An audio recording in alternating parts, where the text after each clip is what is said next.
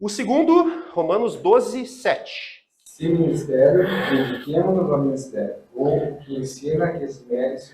Isso. Aqui é um ponto-chave pra gente, tá? Vou pegar essa partezinha final. O que ensina, esmere-se no fazê-lo. Esse versículo ele dá aquela ideia do esmeril, tá? A pedra de esmeril era uma pedra que era usada para afiar facas, lâminas, tá? Então ele está dizendo, o que ensina, esmere-se no fazê-lo. É como se a gente fosse essa pedra, e aí eu tô afiando facas, que são as vidas das crianças. Quanto mais um esmeril afia uma faca, o que acontece com a pedra? Ela gasta. Então qual é a ideia do versículo? Que lá no finalzinho da minha vida, depois de eu ter ensinado várias crianças, eu vou estar com uma pedra de esmeril bem pequenininha, bem gasta. Imagina a gente chegar no céu e mostrar para o senhor, ó senhor, aqui está o meu esmero, o que eu fiz pelas crianças, é uma pedrinha bem pequenininha.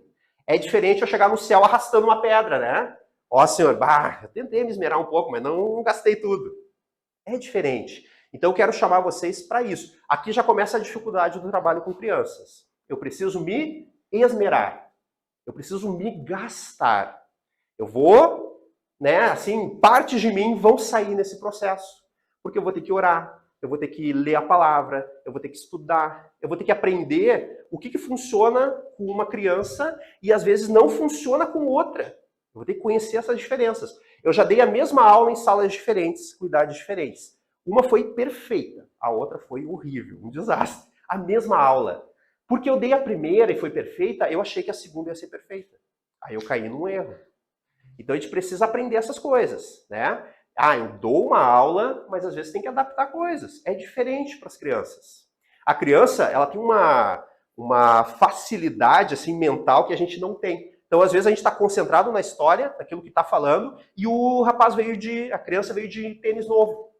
E ele quer uma oportunidade na tua aula para contar que ele está de tênis novo. E aí tu está dando aula, de repente ele assim, vim de tênis novo.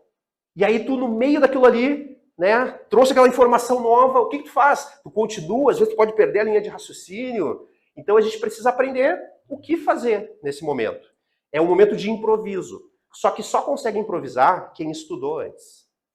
O improviso ele não funciona assim sem preparo nenhum.